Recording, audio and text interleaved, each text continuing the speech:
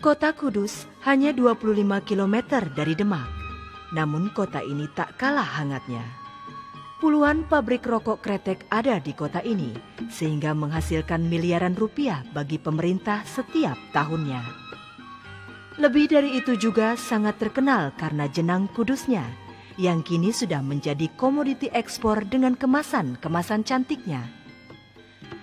Museum kretek juga telah didirikan di sana, di mana di dalamnya terdapat bangunan antik dan spesifik, yakni rumah adat yang seluruh dindingnya ukir-ukiran kayu jati yang indah dan rumit.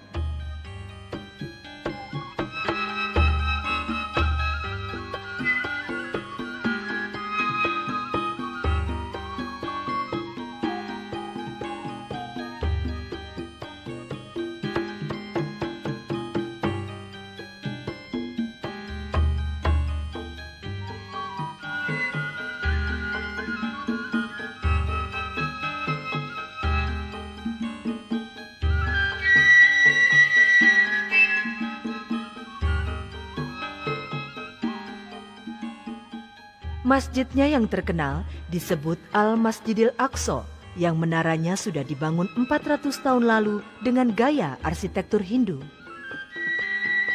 Sunan Kudus dipercaya sebagai orang Jawa yang pernah belajar memperdalam agama Islam di Arab.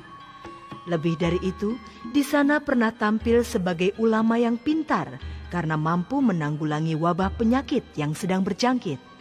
Raja di sana saat itu sangat bergembira dan ingin menghadiahi perhiasan emas berlian. Namun Sunan Kudus menolaknya. Hanya pada saat kepulangannya ke Pulau Jawa, beliau membawa sebungkah batu sebagai kenangan.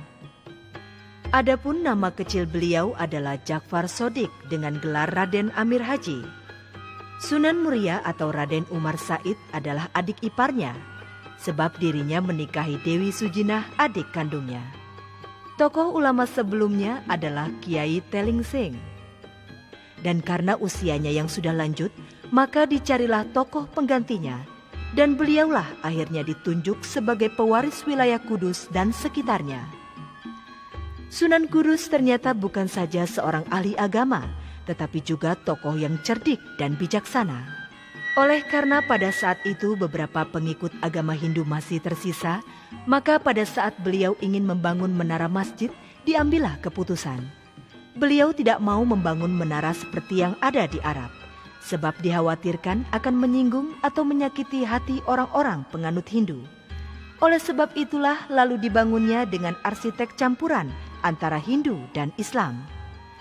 Sebagai ulama besar, beliau mempunyai murid, pengikut dan penganut yang banyak, juga menghasilkan tokoh-tokoh agama ke masa-masa berikutnya.